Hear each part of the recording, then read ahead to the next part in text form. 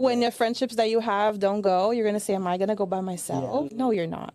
I don't think in most cases someone would say that. That was my situation. Church was never the first option. But sometimes when a friend invited, so like, for example, the weekend retreat, you know, for youth at one church I went, it was great. It was a great time, but there was never anything specific to keep me there, which is the most reason why I didn't stay. And I think that's a really important topic to discuss because people think, well, I assume people think that the Bible is enough to keep people in church. And I don't think that's the case. We need relationships, healthy relationships. We need friendships. We need a reason for people to understand that the Bible and church are connected, that church is necessary, community is necessary, people that will help us grow and understand more of who God is, and not just be there every Sunday to worship and to talk about 5 verses for 2 hours and then go home. You know, there needs to be more. There should be more. And so when I got to college, you know, the habitual church going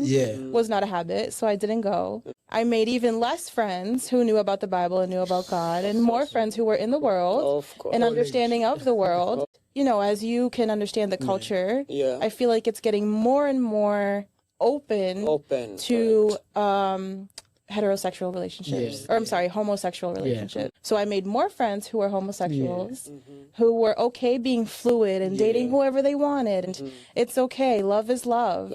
And so I feel like out of culture, out of the people who I was around, it sort of created this subconscious idea that it's okay. Not that I wanted to be like that. Not that I intended to go that way. But in my mind, there was something obviously that said, I have friends who are around me who are in that life, then maybe it's okay if I am too. And I think that's the part where family comes in, because we have so little time to be with our children. We have to work so much. We have to provide. And yes, that's the right way to do it. But how do we balance out providing for our family and taking care of our children to make sure that they are lifted up in the right way? And even as adults, we are still children, and we still need that nurture from our family. We still need someone to say, hey, are you okay? What do you need? Because most of us think that once we are turning adulthood, 18. Once we turn 18 or 21 or whatever be it, that it's okay. We don't need anybody else anymore. We can do it by ourselves. But that's not always the case.